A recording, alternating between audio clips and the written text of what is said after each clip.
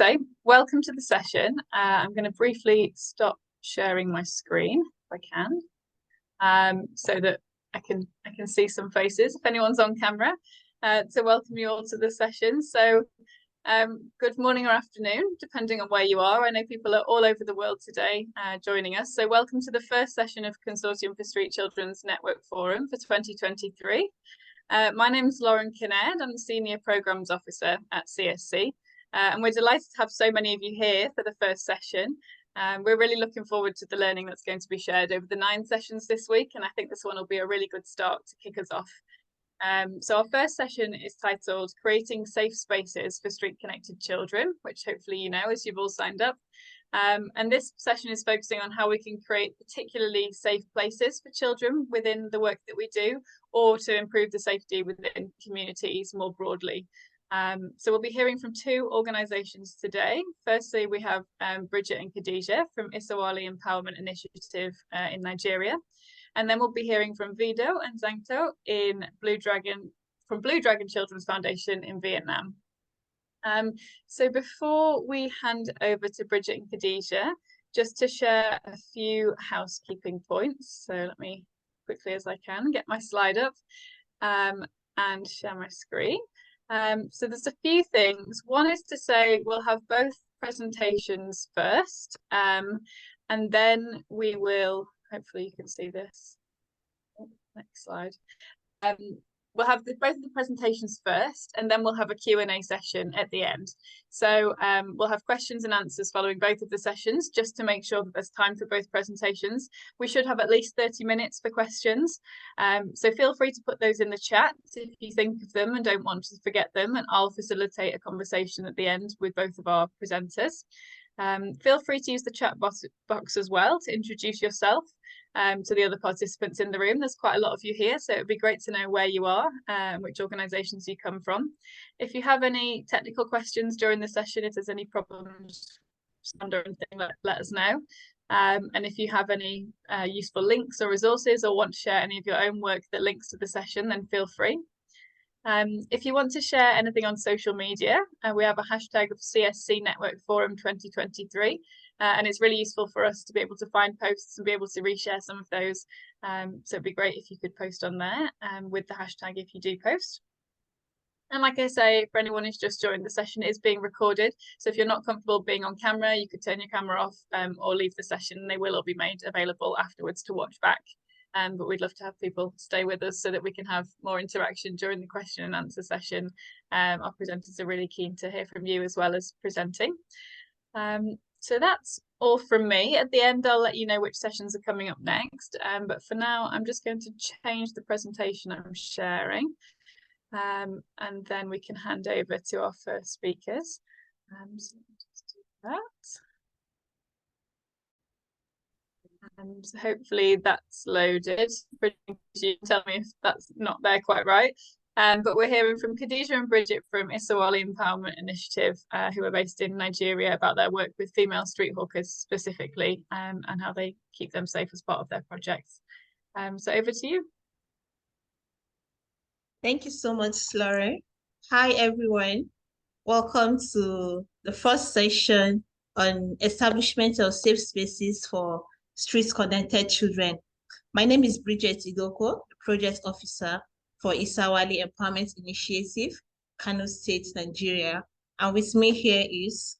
My name is Khadija Lawan. I am the Monitoring, Evaluation and Learning Officer for Isa Wali Empowerment Initiative. It's nice to have you all here. Let's dive in. Next slide, Lauren. Next. Now let's quickly look at the content of our presentation this morning. So we're going to be talking about Isa Wali Empowerment Initiative.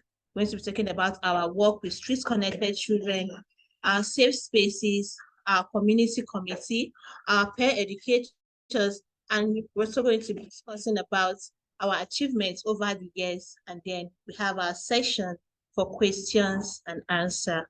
Thank you. Next slide. Now, quickly, about Isa Wali Empowerment Initiative. Isa Wali Empowerment Initiative is a non-governmental, not-for-profit organization that is established with the aim of transforming the lives of women, youth, and young children who are the most vulnerable groups in the community.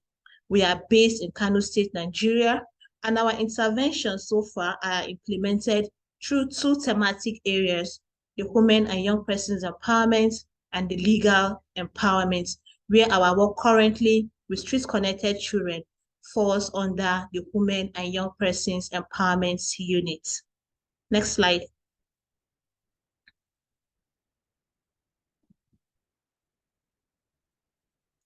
Now, one may ask, what are the approaches we use in our work at Isa Wali Empowerment Initiative? Some of those things we do include safe spaces, which we'll be talking about this morning, and also we do capacity building for all our beneficiaries and all stakeholders we work with. And we also engage with community committee, depending on the society or the community where we are working. And we also do what we call the community engagement. So as we dive in, we'll talk more on some of these approaches that has worked for us over the years. Now, who are our target audience? Our target audience include female street hawkers. These female street hawkers are the categories of who we call the street-connected children. We also work with the community committee members in the community where we carry out our intervention. And we also carry out our work with network members. These network members include members of organizations here based in Nigeria, Kano State, who work with street-connected children. Next slide.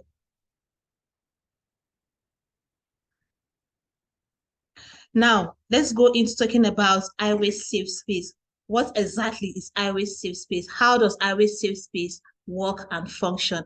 Now, I leave Khadija to tell us more about Highway Safe Space. Enjoy. Thank you so much. And I'm very sure by now a lot of people are very curious to know what highway safe spaces look like. From the picture here we have on the screen, I believe we can have an idea what our safe spaces look like. You can see a picture whereby a group of girls are being seated under a tree in a round circle, and they look so engrossed in a conversation. So usually this is what our safe spaces look like. In the next slides, I'll be taking us through what our safe spaces are and the processes we go through in establishing our safe spaces. The question still remains, what does highway safe spaces look like? From the term safe spaces, for us here at Highway, that is Isa Wali Empowerment Initiative, a safe space is a place in a community or a school which is usually under a tree in which a person or group of people feel confident to express themselves. It is free from discrimination, criticism, harassment, or any form of emotional or physical harm, meaning that our safe spaces are places where people usually feel free to express themselves and be themselves. At Isa Wali Empowerment Initiative, we work with community, not for our community. That is from our project design, that is from the proposal writing to the project exit phase. We try as much as possible to work with our communities, meaning that we bring them on board. And also our safe spaces usually comprises of 20, not more than 20 people who belong to a particular cohort. That's what we call it. And the sitting arrangement is usually in a circular sitting arrangement. And we usually have at least one mentor and one co-mentor in order to be able to really interact with all the girls or participants in these safe spaces. So what are the processes of establishing our safe spaces in Isa Wali Empowerment Initiative? In establishing safe spaces, we have some very important or crucial processes that we need to really go through before we really establish our safe spaces. And the first step is pre-identification. When we are talking about pre-identification, this usually comes in the beginning. That's the pre-implementation phase of the project. When we have our advocacy visits, that is, we visit our community relevant stakeholders where we'll be implementing our project.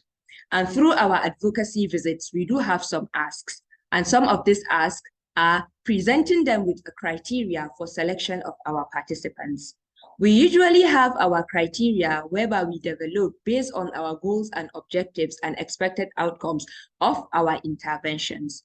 And when we have this criteria, we present it to these relevant stakeholders in the communities, and we ask them to pre-identify some of these participants for us based on this criteria. After our pre-identification, the next thing is for us to verify and recruit. Where these relevant stakeholders are being able to identify or pre-identify these participants for us, the next thing is for us to develop our tools. These tools comprises of different questionnaires whereby, and usually there are digital tools, whereby we go to this community with a group of trained enumerators who are being trained on how to use these tools. We go to this community, we use these tools to verify these pre-identified participants, and once they are within our criteria of selection, we recruit them.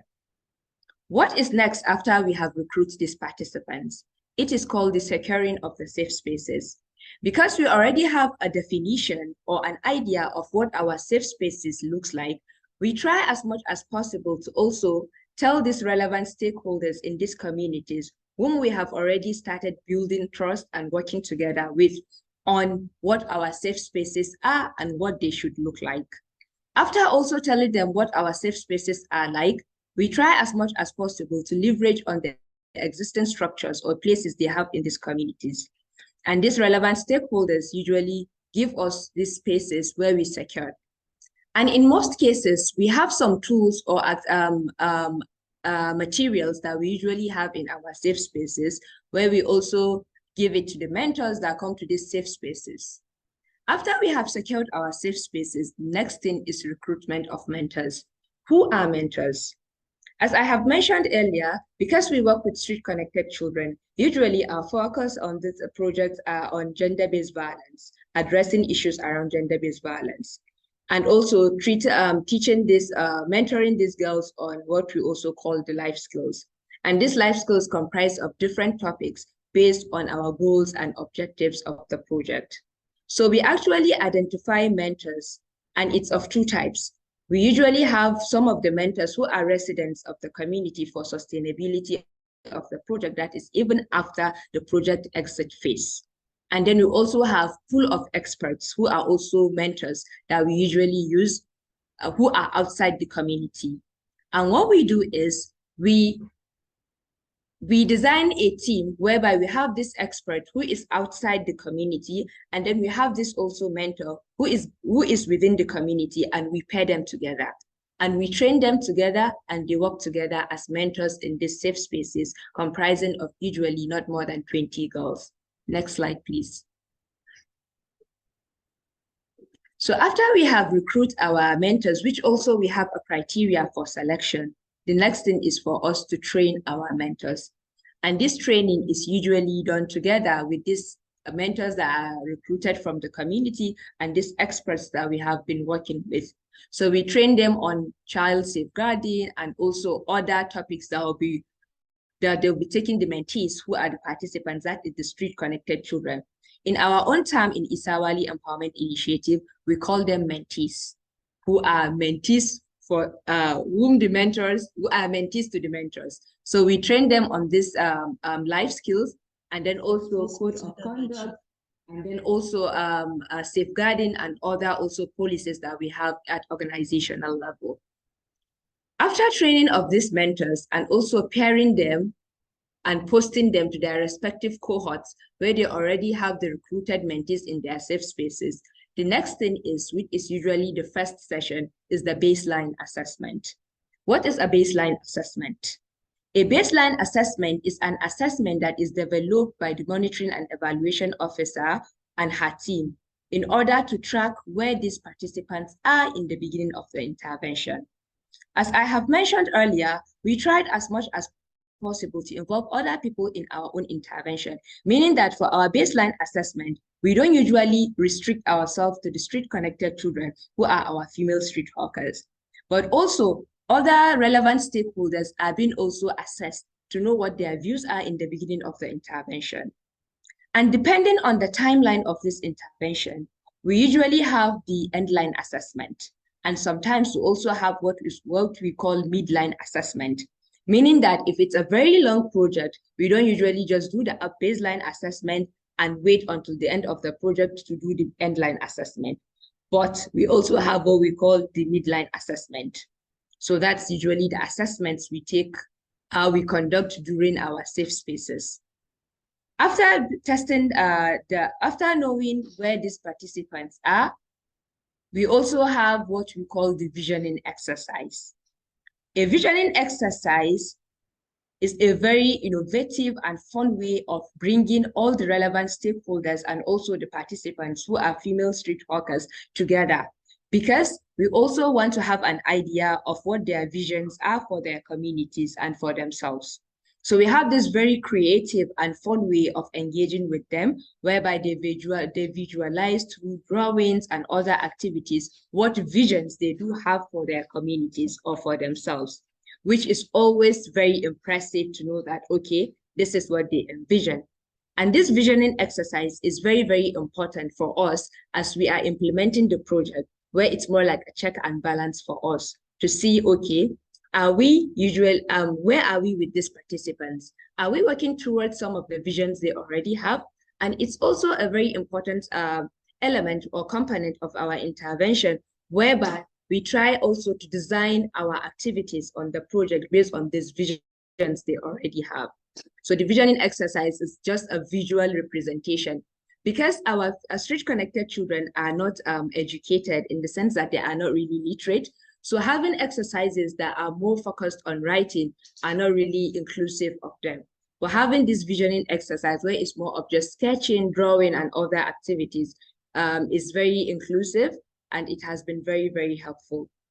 After knowing the vision of these participants, the next thing is for us to also our learning sessions. As I have mentioned earlier, we have different life skills that we take these participants through, which involves all the learning about gender-based violence, the protection, prevention, personal hygiene, and so many other things that we feel like every adolescent girl is required to know. And these learning sessions are not just being brought to them, but we actually have a session that is during the designing phase of the project, whereby we have representatives of these participants that were pre-identified. We sit together with them and we go through some of the sessions. Like through our conversations with them, we'll understand these are the areas they actually want to know more about. And that is how we were able to come up with our topics for our sessions. And also, depending on the intervention, that is the timeline of the intervention, our learning sessions are usually once a week.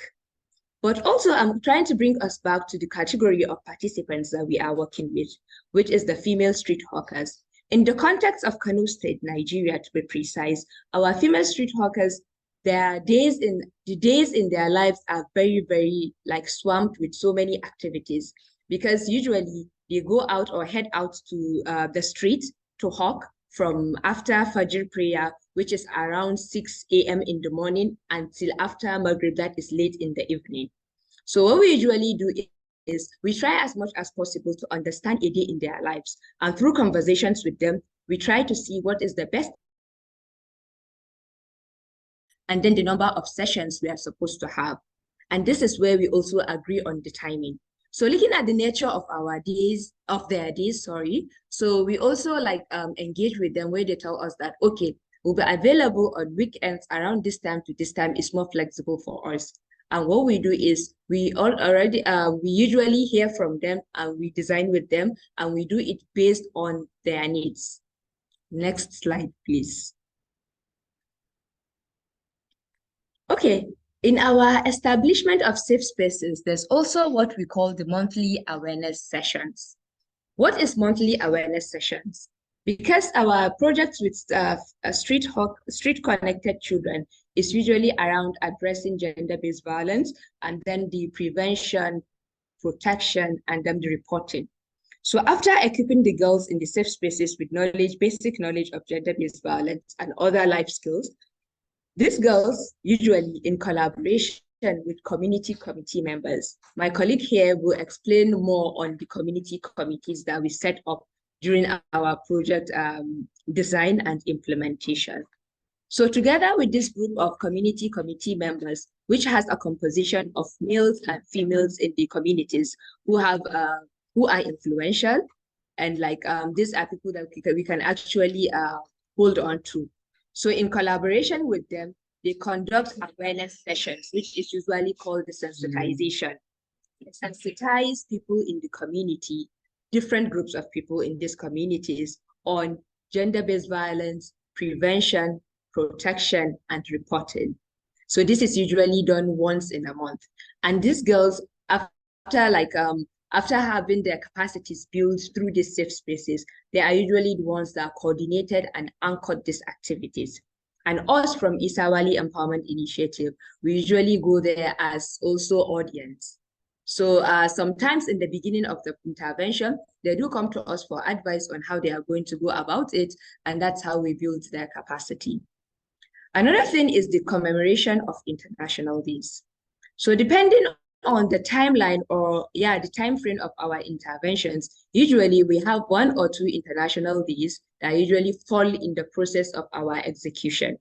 And what we do is we try to leverage on these international days and also create awareness to our participants, who are usually the street-connected children, on what these days are. And to our greatest surprise, these girls are now being able to design their own activity that they want to commemorate these international days, which has been very, very fun and engaging. And we can see that capacities have already been built. After commemoration of international days, we also do what we call monthly monitoring visits. As I mentioned earlier, my colleague will talk more on our community committee setup, whereby we have different strategies that we use in monitoring these safe spaces. We also have the community committee members who are responsible. That is a particular component of the community members are responsible for monitoring these safe spaces weekly. And the Isa Wali Empowerment Initiative monitoring team, together with support from the project officer, are in charge of monitoring these safe spaces on a monthly basis. What do we do in these monitoring visits? We already have our goal, objective, expected outcomes, and the activities that we know will be executing in the process of our intervention. So what we do is we develop questionnaires and then also other tools, whereby at every juncture, every month, we go to these communities and interact with different categories of participants. That is the street-connected children, the mentors, the community committee members, and other members of the community, in order to track or check for challenges, achievements, lessons learned, and best practices. And through this feedback and interaction that we usually have with our beneficiaries in the communities, we are able to remodel our project design. Because if we see that, okay, this is a particular challenge that we are encountering, we try as much as possible to see or find a way to mitigate these challenges instead of waiting till the end of the intervention. So these are usually interactive sessions where we also get to collect stories and also most significant changes from our beneficiaries. Lastly, we have what is called documentation. So we all know that what is not documented is not done. So at Isa Wali Empowerment Initiative, we try as much as possible to document every process of our intervention, from project design to project exit phase. And after mentioning all the strategies or processes we go through in establishing our safe spaces, we document everything.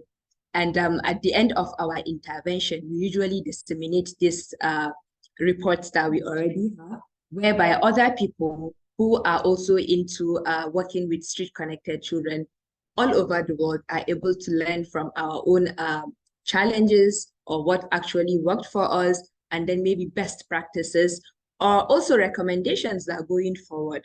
As a result of this intervention or as a result of this learning, this is what we are planning to do.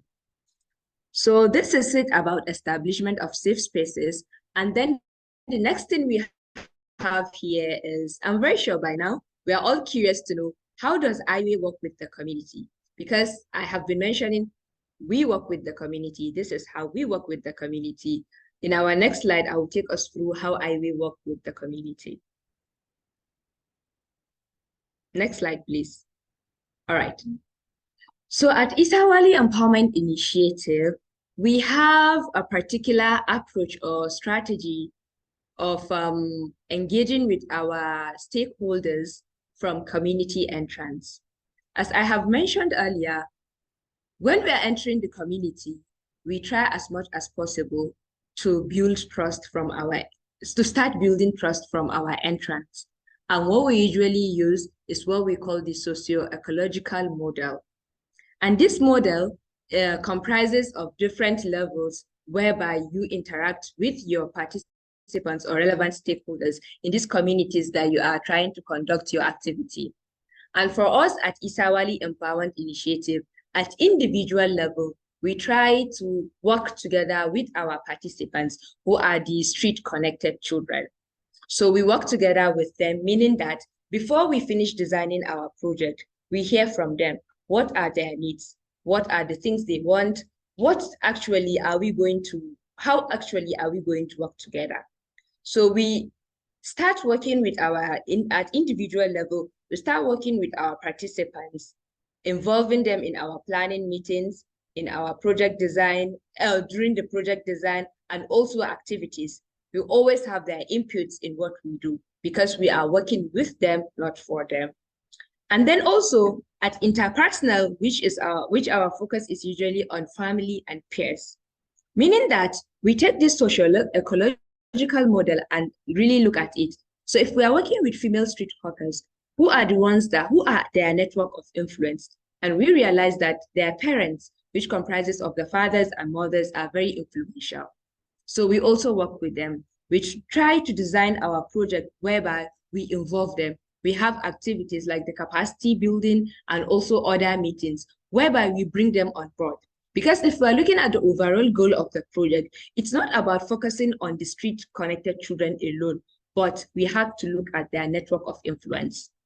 So also at community level, we try to look at it, who are influential, who are the network of influence for these participants at community level. We map them out and also engage them in different activities. And what actually has been working for us is bringing these groups of people together from the design phase, meaning that from the first activity that we're going to introduce the intervention and the ideas that we already have a sprinkle of representatives from the individuals, that is street-connected children, the families, that is representatives of the mothers and fathers, and then also at community level. We map out influential people like the leaders, that's the religious leaders, the community leaders, and then also youth groups. They are also important stakeholders in this community. So we map them out, women groups, youth groups, and bring them on board. And we start working together. And then also at society level, because when we look at it, it's not really about only Isa Wali Empowerment Initiative, but collaboratively taking this socio-ecological model, it's very important for us to say, what do we envision? And then how are we going to get there? So we also work together with ministries who are very influential, also like the government level of it. So we work with them, the network of civil society organizations, community-based organizations, and so forth. So we try as much as possible to see these changes that we are envisioning. Are we thinking of policies? Do we have policies in place? What are the systems or structures in place? So this has been very, very, very helpful for us in working with the community during our project implementation and also in setting up of our safe spaces. Thank you so much, and I will hand it over to my colleague to take us to the next slide. All right, thank you so much, Khadija, for the elaborative presentation. So now quickly, I would like to talk about how does the Streets Connected Children and the community committee work together. We've been hearing about the community committee. We know who they are now. So next slide.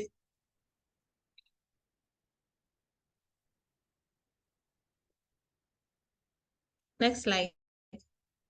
So now, how the Streets Connected Children and the community committee work together. So we have different ways in which they engage and come together to work. So one of the things we do while we work with Streets Connected Children in their community is trying to build what we call the community power. So we don't just go and work for the community, we work with the community. And this is to ensure what we call sustainability. So we have what we call the gender-based violence, that's the GBV response team. The GBV response team comprises of different stakeholders in the community. We have members from the police, we have members from what we call the vigilante, members from the Hizbah, that is the Islamic police. We have members from the medical health center. We have youth. We have other women, influential women from the educational forum, men and other persons from the gender-based response team. So the reason why we have a gender-based response team is because the issues that concern the female street workers we work with in the community is gender-based violence. So we set up a response team that will respond to cases of this gender-based violence. So part of the members of the gender-based violence response team are the street-connected children. And so another way in which they engage is through meetings. They have the monthly meetings where they come together and discuss issues that concerns them. And they also have a WhatsApp group, which we are also part of the WhatsApp group. We see their conversation. They keep us updated on what is going on, what is happening, what is not going well with them in the community. And also talk about the community engagement. This is a monthly sensitization they do together, both the street connected children and the community committee members. So they engage communities, talk about issues that concerns the community. And finally, we have the monitoring of safe spaces. So because we stay far from the community, we don't usually go all the time for monitoring visits. So we have members of the community committee who monitor our safe spaces there, and together with the street connected children, we get feedback from them, knowing what is working well and what is not working well for them. Next slide.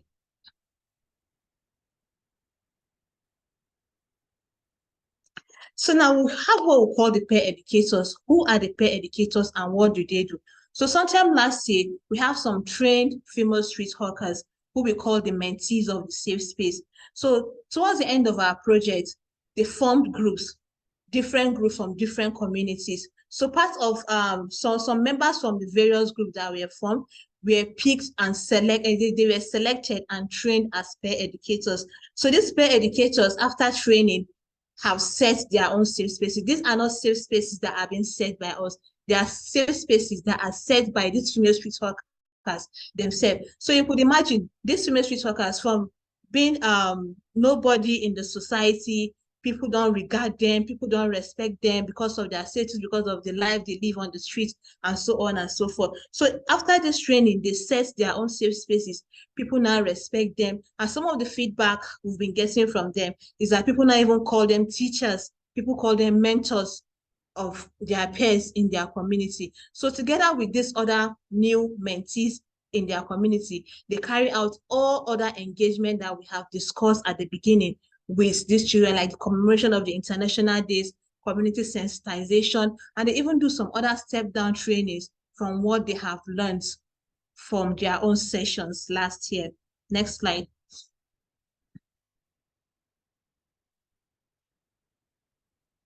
So quickly, we're going to be talking about our achievements so far, how we have been able to work with these girls and what we've been able to achieve over the years. Next slide.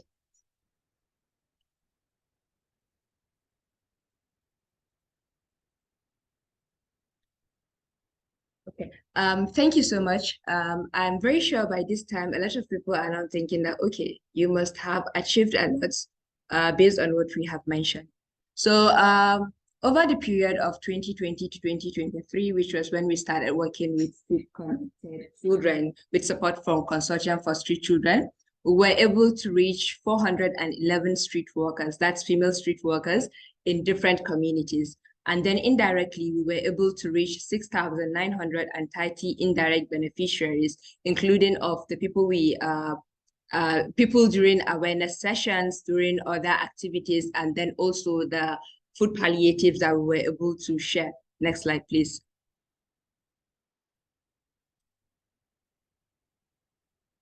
So we have a lot of remarkable achievements, but we are just restricting ourselves to this due to the time frame. So over the reporting period, we were able to have 35 street-connected children who are now peer educators in their communities. My colleague has already shed more light on that. And then also we have established safe spaces for 171 girls. That is, these peer educators are now the ones taking this 171 girls. And then we have these girls equipped with knowledge of gender-based violence, protection, prevention, and response. And then we also have a very remarkable achievement that is worth mentioning, which is these girls conducting advocacy themselves on issues that concerns them. This actually happened after we were trained in Kenya on advocacy and introduction to street work. We also trained these girls and they were able to conduct this advocacy to primary health care center themselves.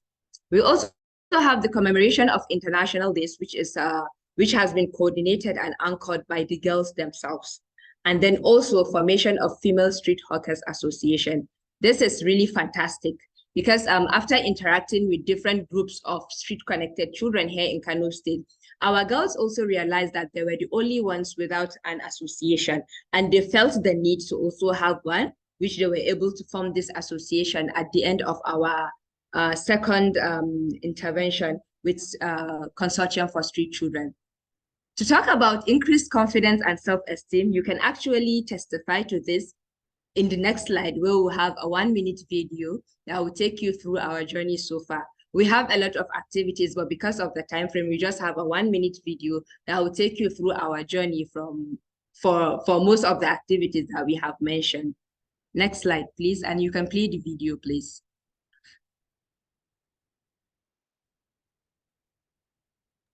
Was there sound when I pressed play then? Yeah, there's sound. Oh, there was, but could you hear it? No, I can Okay, share it. let me just stop and start quickly and optimize for Okay. just now.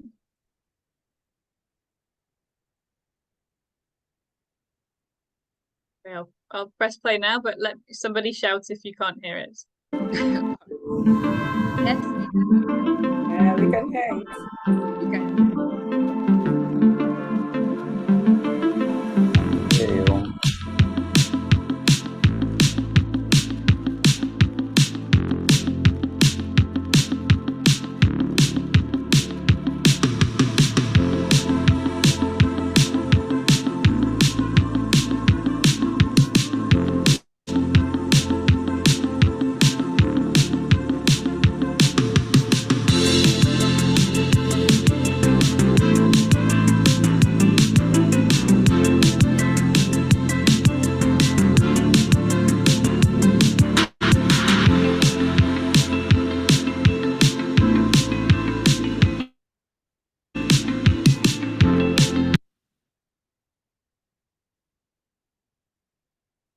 Yeah.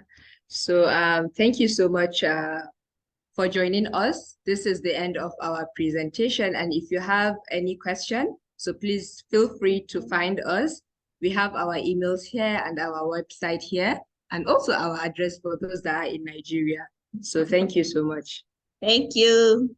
Thank you so much, Bridget and Khadija. That was wonderful. And if you want to share your emails in the chat, then maybe they'll be a bit longer lasting than they were on the slide. But that was really practical, a really wonderful presentation. So thank you so much for sharing that. And that video was lovely. I hadn't managed to watch it beforehand. It was really great to see some of the work in action. That was fantastic. We're now handing over back to Blue Dragon Children's Foundation, who are based in Vietnam. Are you with us? I can see you.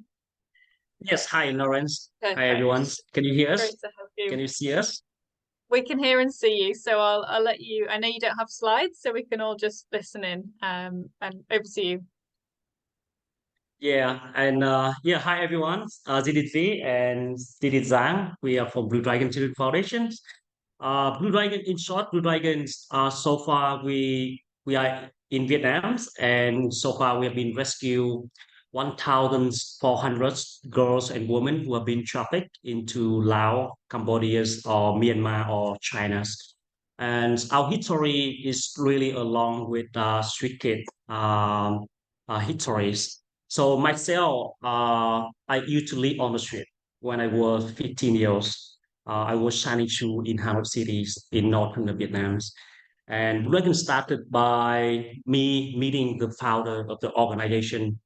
At that time, he was an English teacher, and he offered me food to eat on the street, and he offered me to study English for free. And he was teaching me and my friends English in the cafe.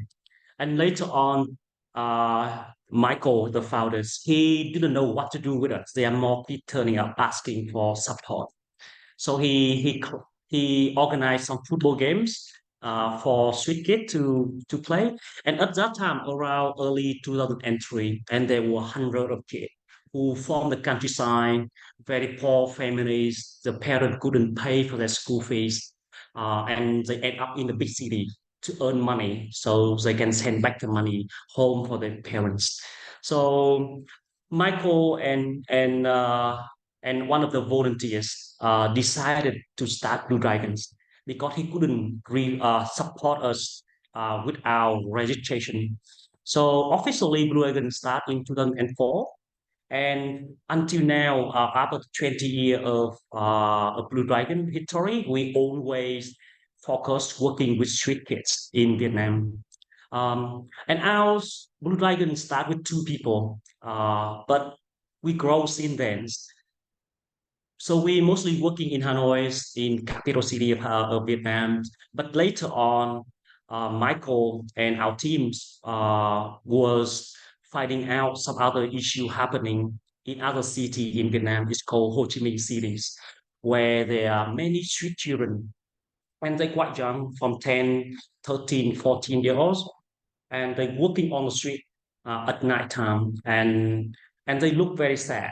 And many of those children wanted to go home, but they cannot. They were trafficked from central Vietnam to Ho Chi Minh cities to work on the street or to work in the garment factories, and they have to work 12 hours, 15 hours per day to earn money for the trafficker. So at that time, I was helped by the organization, but also at that time, I was able to come with the staff to Ho Chi Minh City to rescue this kid. And a lot of children that were able to get help to go home with their families. So Blue Dragon start rescue children who've been trafficked working in garment factories since 2005. And so far, we have rescued about 300 children from the sweatshop, from the garment factory, and help them to go back home. And Blue Dragon, a few years later, where our work continue working with street kids in Hanoi. And there are many girls and boys. They have to work on the street. But one day, one of the girls, she was 15 years old, but one day she went missing, and her parents didn't know where she was. And 6 months later, she was able to call her mom and said, "Mom, I'm in China. I need help. I want to go home, but I don't know where I am." So later on, the mom came to Blue Dragon and asked us. And at that time, we have no experience rescue children or girls or women from other countries. We only rescue children who within Vietnam. And we have been report this case to the police, report to the government. But the police at that time said, "Wow, it's very difficult. This girl have been trafficked to China, but we don't know where she was. And China is huge." And the girl later on, still able to call back sometime. And at that time, we decided we're gonna come and look for her. So we rescue her at that time. And since then, we working with Vietnamese governments to rescue girls and women who have been trafficked internationally and but also within the countries. So now around Vietnam, we support about 20,000 children across the countries. And so far, we support about 6,000 children back to school or vocational training after 20 years. And our work really focus on street kid, but also focus on human trafficking. And now I would like to invite Zhang to share a little bit, like how we helping kids on the street, or how we find out where the children have been trafficked, how we rescue and how we can protect, how we can help these kids to have a better future or have a safe place for their future.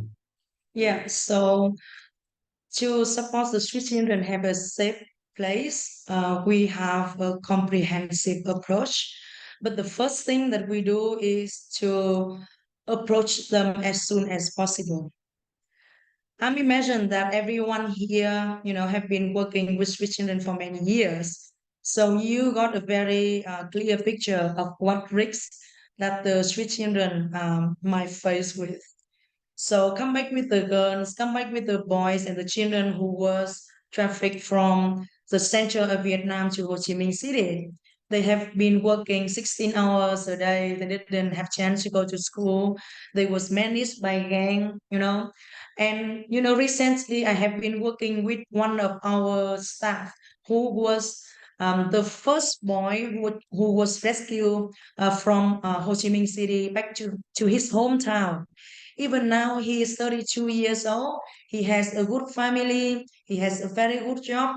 But whenever he heard the sound of the heels, the high heels on the floor, he flashback. He forget everything. The protection mode happened because he was beaten by the daughter of the owner, who beat him whenever he couldn't earn enough money for a day. So the first thing that we do is to approach the street children as soon as we can, because they face with many risks of being abused, risks of being trafficked, and risks of exploitation. And the second thing that we do when we approach them already, we try to get them off the streets as soon as we can. Back to 2013, 2017, there was a lot of street boys who was abused by pedophiles, by the bad people, like sexually abused. And from our recording and database, as soon as they on the streets, they was approached by the pedophiles. They was trapped into the hotel or the guest house with promising to have a good job, but then they was abused, sexually abused very badly. One of the cases that we're working with, he was a doctor at a very famous hospital in Vietnam, abused a lot of the children in Vietnam, but according to the report from the police, 16 children was abused by him with all the different type of sexual abuse, from taking nude photos, pornographies, sex and force using drugs. So we get them off of the streets. So how are we doing that? By approaching them and get them off. We got the outreach workers, we got the staff to work on the streets 24 hours, 7 days a week. We got the network of the motorbike driver and street seller vendors, who are able to meet the street kids at the first night or the first time that they are on the streets. So after getting them off of the streets, what we will do to support them? Based on their individual needs, we will see what support do they need. Someone might need a home to stay, someone might need sometimes to recover, someone might need to be supported to reconnect with their families. Someone will need short-term support, like this, one day, one night, 1 week, but someone will stay with us forever because they don't have anyone to support them or to be with them, to support those children, because someone was lucky because we find them the first time, the first day that they're on the streets, but someone who we find out after a year, some years. So that's why there was a lot of problems in terms of their psychological, their health issues. Come back with the case as we already mentioned, in 2006, we rescued her from China. She was street kids, and then she was trafficked to China. She had to serve 30 to 40 people a day in a brothel. And then when she was rescued back to Vietnam, later on she found out that she was HIV/AIDS. Imagine a day that we wake up living in a strange area, and after that we find out that we got a very bad health issues. How would we imagine? It's going to take years and years and years for her to recover. So that's why, based on the individual needs, we got the very comprehensive services to support the street children and the victim of human trafficking. That including the shelters, the psychologists, social support, counseling, family therapies, working to support them to return to their home, um, and to integrate with the society. But more than that, we also taking care of their mental health. The psychologists help them to live independence by providing them with education and job vocational training so that they can be taking care of themselves in the future. So these are the things that we work, on intervention. So when we have the girls and the children back to their hometown, we're seeing that there are a lot of children similar to their situation on the community. So from individuals, we're working with the families to support them to prevent them not going back to the streets. And then we also seeing that there are some of the communities needs more help together. That's why we, beside working with individuals, the families, then we support with the communities where they need help. So what the model that we are using after 20 years working with the children, we create the model we call early warning system, where we involve a lot of the people in communities, that including women union, um, Dolisa, Molisa, education, schools, legal aid in the community, to be in the early warning system where we can provide the awareness and also information about street children, human trafficking, how they will be, affected to themselves, but also to screening the children at risk of being trafficked or being on the streets. And then, responding to those cases who need help.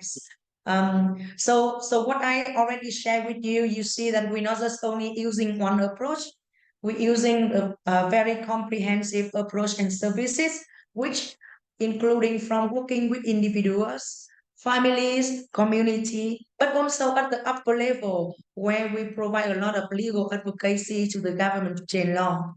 Would you want to add on the part of, changing the law reform? Yeah, thank you, Zhang. And yeah, besides with Zhang for sharing is that we create a comprehensive model to support street kids. There are reasons for that because every children who come to Blue Dragons, they're all different age, different family issue, different ethnic, different problems. So that's why we create a different services based on the individual needs. So we have we have shelter where we can provide emergency service for this kid, but also we have drop-in center where street kid can come and hang out, have a free food, have social workers, psychologists who can support the kid. We also help the kid to reunite them with their family if that's possible. So we have also have many different activity to help the kid to get off the street. So by what? By activity, by sport, by playing, having fun, get to build trust with each other, building the relationship with the kid. So help kids to get off street. It takes time. As myself, I used to live on the street. I can see that it's not easy to trust others and to able to help the kid on the street, you need to gain gestures. You need to build really good relationship with this kid. So at Blue Dragons, we do many different work to support this kid, whatever they need. And as Zhang mentioned, like during the work with the children, they are so vulnerable for being trafficked, for being abused. So we can see the children that really at risk. That's why we go out there every night to ensure that we meet the kid early before that something happened to this kid. And we work closely with the police and government. For example, during around 2013, 2016, we find out that there are so many boys being abused by Vietnamese, also by Western people, pedophile. So what I have done was that I reported that cases. But at that time, Vietnam didn't recognize boys as victims of sexual abuse. So the police couldn't do much to arrest the pedophile. So what we have done, that we have a legal team at Blue Dragons. We took the police out there to let them see what happens. Secondly, we invite newspaper, TV, so to get involved, to make that, to have the government to see that this is the problems. And at the same time that we collaborate with the governments to help to change the law. So by 2018, Vietnam law had changed. So both men and boys also protected by sexual abuse. And along the way, we collaborate with the governments on a few different laws. And currently, we really focus on human trafficking. And after the COVID time, actually, many street kids also vulnerable for being trafficked to within the country, but also to other countries. So now we're currently working on a law to how to protect victim of human trafficking, but I have also how to identify victim of human trafficking. So that is quite unusual, for Blue Dragon when we first started, right, with two people and helping a few street kids. But now today, Blue Dragon, we rescue street kid every day, victim of human trafficking every day, but also we working on the upper level, on national level, where we uh, take what we learn from grassroots, from what we do every day to fit into the law reform. So this is Blue Dragon work, and nowadays Blue Dragon is mission is to how we can end human trafficking in Vietnam. So this is our mission in the next 10 years. And why we have this mission? The one story that I shared earlier, where we rescue children from Ho Chi Minh City and help them to go back to their families. And since then, we rescue about 300 kids in that village, in that province. And what we have done in that area, we see that the children are so vulnerable and we need to do something. So we create a program, a project there where we have social worker, we have staff who helping the community ensure the children are safe by keep them in school, helping the parents with livelihood support, also working with the government to stop the trafficker. So we also working alongside with the government to arrest the trafficker, to ensure that there are no human trafficking happening from this sort. So after 10 years working in these communities, there are no kids in this area had been trafficked. So that's why nowadays Blue Dragons are using this model and collaborate with different provinces and working alongside with the governments. And we're hoping that within a few years, the governments will take over this model and together with Blue Dragon, we can end human trafficking, especially in the area where it's a hotspot, where is a trafficking and the issue are needed to intervene immediately. Mm. Yeah, so through our working directly with the children, the family, communities, and the society, we're seeing that one to provide the safe places for the children, especially for the street children, is not just only one single thing. That is the comprehensive approach. And the way that we do is that we really do it to show how we do it first. And then we call up the people who interested in doing this, like government, like our local community, family partners, and then empower them in doing this. So come back with the center of the story related to child labor, exploitation, and trafficking. First, the children and the family didn't know that this was an issue. They think that is okay because, you know, the family will get some money, the children will go to work, you know, but the family didn't know what will happen with them. The community also didn't think that was problem because it is the agreement between the family and the trafficker. So we're already raising a lot of awareness for the children, for the family, show to the family how the children was treated when they was in the city. And then, you know, show the government, take them with us on the rescue trips, and then help them to do the rescue trip. So from us doing ourselves, like we rescue the girl by ourselves, now the government call us, the police call us to collaborate with us and say, let's help us to rescue the people from overseas. Help us to rescue the children from the garment factory and others. After, you know, 15 years working in the center of Vietnam, we are very confident saying that from 2019 up until now, there was no need for us to rescue the children from 2 districts that we work in the center of Vietnam, where the issue was very hotspot in the past about child labor, of trafficking. So, you know, that is very so through what we work, we believe that what we do, we can really can change this. Yeah, and in our daily works, we deal with kids who into the problem and trouble traffic, into gangs, drug as well. So there are a lot happenings in the day and in the week, at night as well. So how to protect the children that we have about 130 staff at Blue Dragons, and our job a lot into respond to emergency, respond to crisis.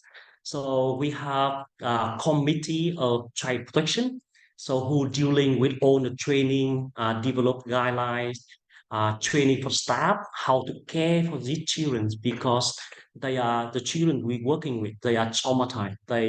They need healing.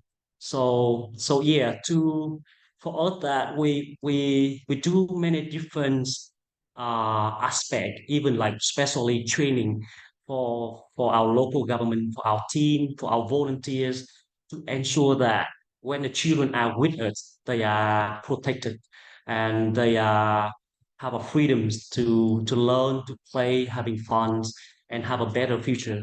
So this is Blue Dragons, and yeah, I'm very happy to hear that, to see if you have any question in later on. Yeah, and very happy to be here tonight to join you. Because for me personally, I usually on the street and protect the street children is my mission. Thank you so much, Vido and Zhangzhou. That was a fantastic presentation. I can see we're having a photo. We should all be smiling. It's great to hear from you, and thank you so much for sharing some of your personal story as well there, Vido. It's really, really lovely to be able to hear some of that insight from you. Reflecting on both of the presentations, I think it was really interesting that both of you reflected so much on how you involve the community in your work and how important that is. I know Bridget and Khadija spoke about the community committee that they've developed with influential people being involved in their work, and then you've spoken about all the different groups that you have involved, from motorbike riders through to committees that you have yourself. So that's really interesting. Thank you for sharing that. to move to questions, we have started to get some questions in the chat, so please feel free to keep sharing those for both sets of presenters if you have them. The first question that came through, I believe, as long as I haven't missed any, was from Pia, who's from the Consortium for Street Children, who asked that you've mentioned how you have a network of motorbike riders and street vendors who support you to identify children that might need support. And could you share any more about how you work with them to identify the children who might be at risk? Yes. So protect the street children and how to find the kid early is an important work that we do every day. So most of the children, they are not from the city. They are mostly from the rural area. And Vietnam is a developing country, but the gap between rich and poor are still a huge gaps. So that's why the children from mountainous area, but also from the uh, area that they come into city, and the first place where they end up is the bus station, and that's how where we work. So we going to the bus station where a lot of motorbike driver or tea lady are on the street. We normally spend time there, get to know them, and also introduce about what we do.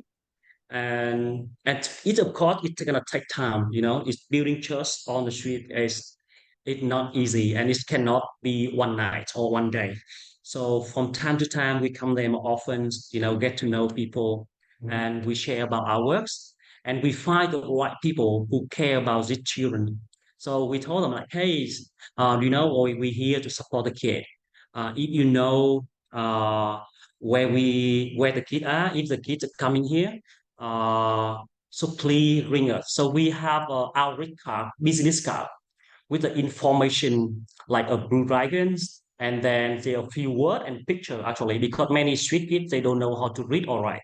So we have a picture, either free food, free shelter, free shower, and free soccer. So we can give to those tea ladies or motorbike driver so that they can share with the kid as well. And yeah, so our team every night, part of their job going out on the street to find the kid, but also to build the network. And we also provide training for those people, like invite them to a cafe to train and share with them about human trafficking, how to not become a human trafficking, because sometimes unintentionally they become a trafficker, because sometimes there are other people using them to refer strictly to the trafficker. So yeah, we do a lot of different activity to grow our network. Yeah. Thank you. That's really interesting. It's a really interesting approach. I've not heard quite like that before. So thank you for sharing. I had another question that came directly to me, so you won't have seen it. But Kelvin, who's from Arc of Hope Foundation in Kenya, is asking if you could say a little bit more about how you're preventing children going back to the streets. So I know you spoke about education and vocational training, but is there anything else Kelvin's asking that you do to help prevent children going to the streets? Ben, you want to say a little bit? Yeah, sure. So it actually will depends on the cases that how we will do that. But basically, we will engage them to find out their own needs, but also their dreams. It's very difficult for the children, and especially for street children who have to facing with hunger, with safety every day, to think about the future, to think about 1 year, 5 years, or 10 years longer. So what they just only focusing on is, what will I have for right now? So we have a lot of different activities. We got the social workers and psychologists working with them to heal them with the mental health and psychologists. But also we have the educator and youth engagement team, where we engage the kids in doing a lot of different activities, different games, and so on, to help them to find out, what they are really good at. We encourage them to go back to school. And we also have someone like a great role model for them to look at. These were street boys in the past, but now, look at him, who is really care for the society, bring a lot of impact to the children who needs help. So I have to say that it's really based on the individuals, based on consistently approach, Yeah. comprehensive approach. I have to say it's not only one single activities, but we also have to work very closely with their relatives, their families. Yeah. Yeah, I think the key here is to have the kid off street completely. It gonna take time, you know. The children who come to us, they're gonna leave us, and it's okay. If we still have a good connection with this kid, it's fine. And that's why we also have sport on the street for the kid. We have a staff going out there running uh, classes for the kid on the street. And it's about trust, about believing in this kid and find the strength in this kid and what they love, what they want to do, and focus on that. And some children, it takes us 5 minutes to take them off the street.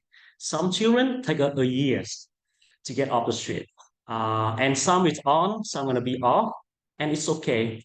We always there for this kid. We never say like, oh, you cannot go back if you leave the organization. No, we're not gonna do that. We if they go out on the street again, we have staff go out there, provide them food. We show our care and our love to this kid, and eventually and it not always work, I have to be admit, it not work all the time. But to change, to have this kid to have a better life, it take a lot of care and attention to this kid. Yeah. And sometimes it works, sometimes it not. Yeah. So that's the case for everyone. Thank you. And I think it was something you reflected on there around building trust with children and making sure that you can meet their needs, whether it's on the streets or off the streets. And taking the time to do that is something we see a lot, and that's really great. Thank you. We've had quite a few questions in now. I wonder if the first one could maybe be for both organisations, maybe Bridget and Khadija first. Somebody's asking, this is Comfort Ali from Street Childcare and Welfare Initiative, is asking how you've been able to shine a light on the issues of sexual exploitation of children, especially using the network, or I suppose the community committee. I wondered, maybe from your perspective around gender-based violence, Bridget and Khadija, how have you been able to shine a light on that in the community and share information about it? I'm sorry, we didn't actually get the question, but are you talking about sexual exploitation and abuse? Yeah, so that was how the question was worded. I know you work a lot on gender-based violence, but just thinking about how you're able to shine a light on that as an issue within the communities. They might be sensitive subjects. How are you able to talk about that within your community? All right. What we actually do is part of our approaches is capacity building. So we trained this community, relevant stakeholders in the community, on what gender-based violence is. And then we also train them on prevention of sexual exploitation and abuse. So after we have already equipped them with the knowledge of gender-based violence and sexual exploitation and abuse, and also child safeguarding, so they were equipped with the knowledge of what it is, and they became our advocates, meaning that at community level, we don't actually have to go into the communities and start talking about gender-based violence, but these relevant stakeholders, in collaboration with the female street workers, they work together. And then also, don't forget, we have our gender-based violence reporting committee. So they also I think it's bi-weekly or monthly, they go out there and they sensitize a very large group of people on gender-based violence. And also the referral pathway, meaning that the gender-based violence response team already has a reporting mechanism, and it's already people they try to create awareness on the structure of this reporting mechanism, and then who are the people on this in this committee. So that was the Mhm. strategy we've been using. So we've been getting feedback, and then just because you know one person that is already in the committee, the response team, so you go to them with their cases, and that was how that is still how we operate there. I don't know if I have answered this question. Yeah, I'm sure that's helpful. Comfort, you can tell us if there's anything else. But same for Blue Dragon. How have you managed to speak about sexual exploitation and abuse in the communities that you work in?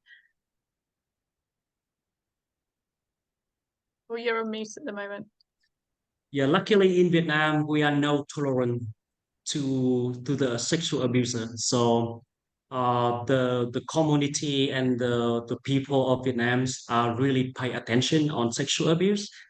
Yeah, so recently there are a lot attention on the medias to again it. Before there might be a taboo, like some people say, "Oh, you got abused because you wearing sexy clothes." Before that have a problem, but now people change the mindset from time to time, and there are no tolerance on sexual abuse, and the government take it quite seriously.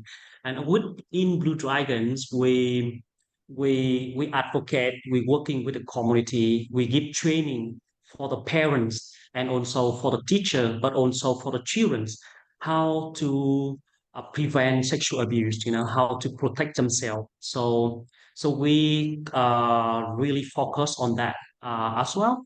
And when we work with the communities, when the children got abused, normally the governments and the local authority will contact Blue Dragon because we are able to provide emergency need, for example, like psychologists, basic needs for the victim, and we are able also to provide accommodation like shelter for the victim if they need emergency care and support. So yeah, at Blue Dragon, every of our staff well trained for to prevent sexual abuse. Even with our recruitment process, everyone have to pass the police check. They always have to, even staff volunteers. We have a high standards on recruitment as well. Mm. Yeah, I just want to add on to that how we bring the issue of child sexual abuse highlight. Back to the issue of where the boys was abused in 2013 and 17, that was a huge problem. And we knew that information through working directly with the children. It took so long time for us. And finally, we found out that information. At that time, the government didn't acknowledge that was the issue. Until we find out that information, we share that information with the local authority, with the police, with the journalists, and then the government started doing some investigation in that issue. So we as an international organization operate in Vietnam, we was the one who worked directly with the issues. We bring that issue to the upper level.